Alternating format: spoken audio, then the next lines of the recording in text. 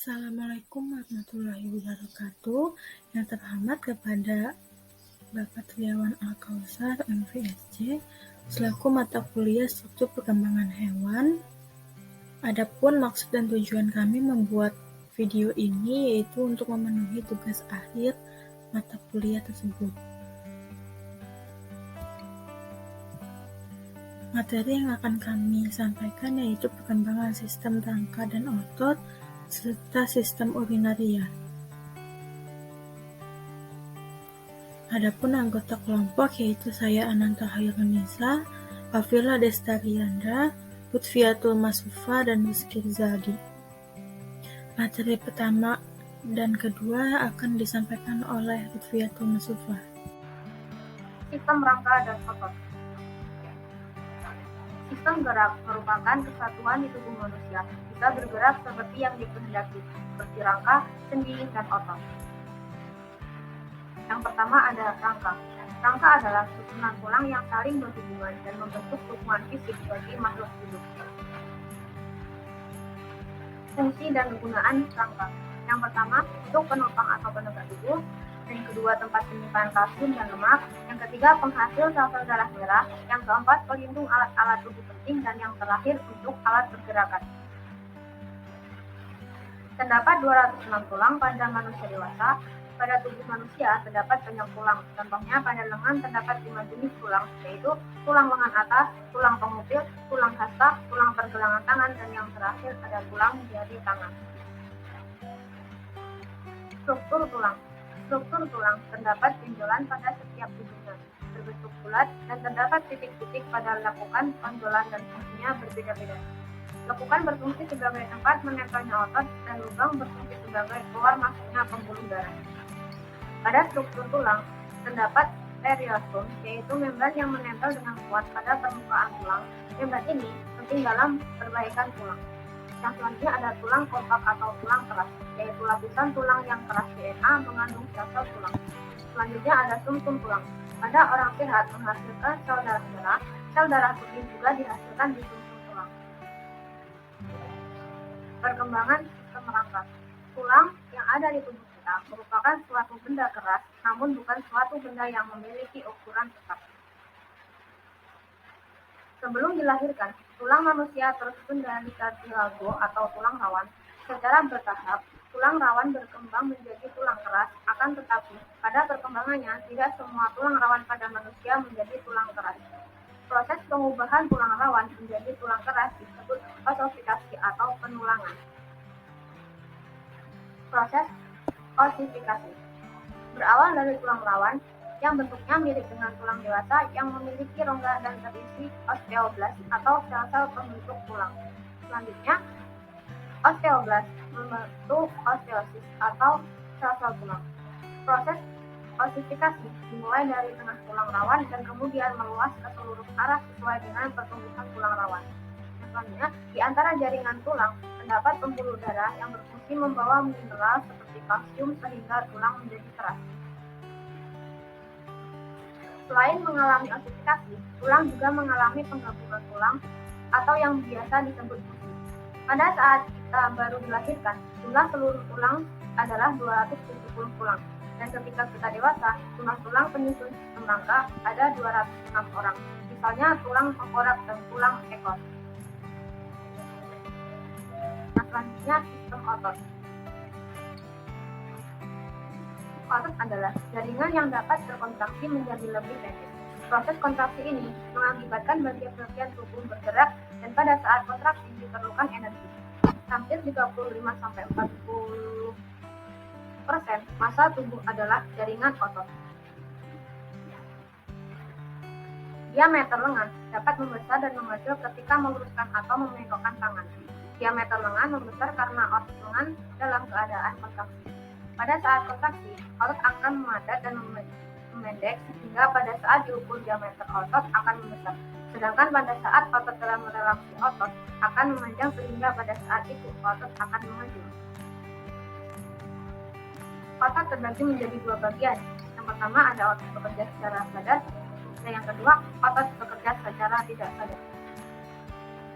Sistem kerja otot secara sadar. Otot yang bekerja di bawah kesadaran adalah otot yang kerjanya dapat kita kendalikan. Prinsip kerja otot ini dapat dikendalikan, yang artinya kita dapat mengendalikan apakah harus menggerakkan atau tidak menggerakkan atau tidak menggerakkan otot tersebut. Sistem kerja otot secara tidak sadar.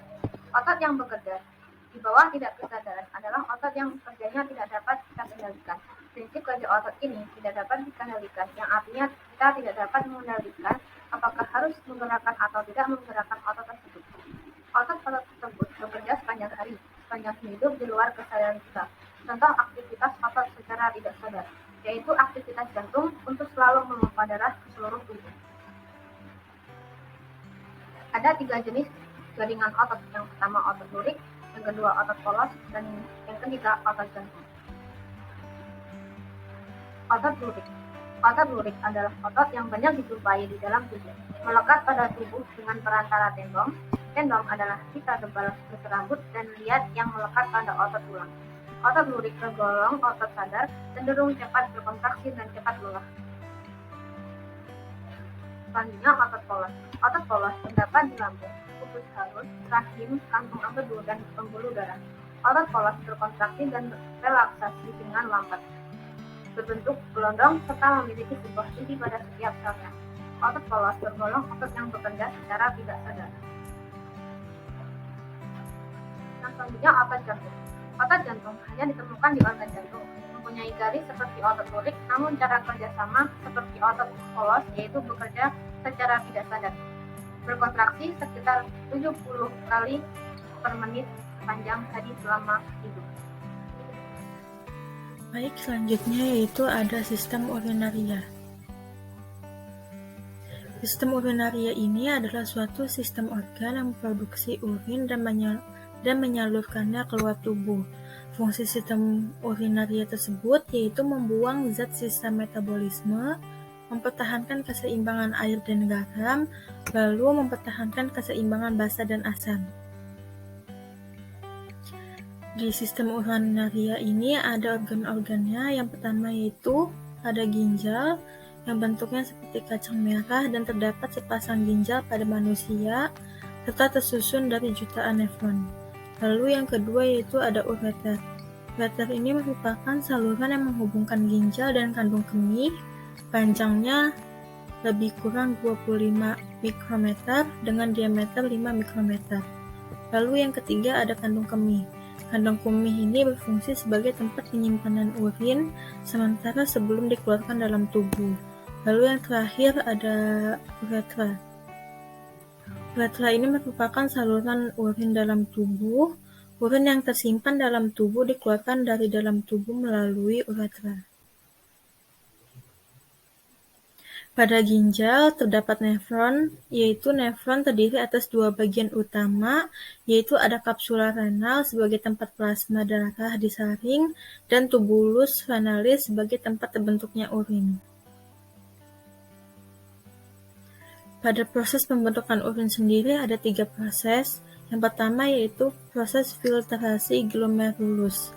Air, garam, molekul nutrien, dan molekul-molekul buangan yang berukuran kecil tersaring dan berpindah dari glomerulus ke kapsul Bowman.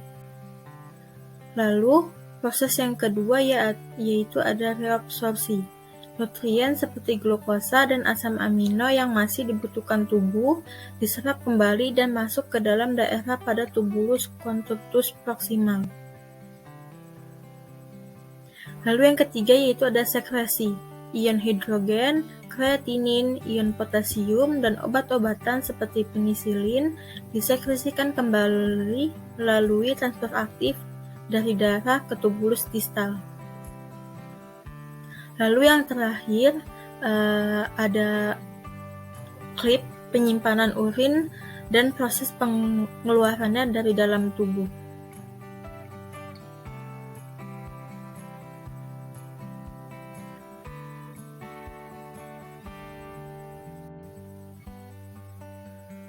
Baik, sekian yang dapat kami sampaikan.